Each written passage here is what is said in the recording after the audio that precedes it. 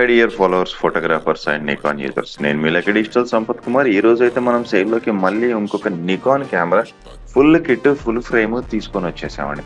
Nikon 7200D the legendary camera అని చెప్పేసి అంటారు.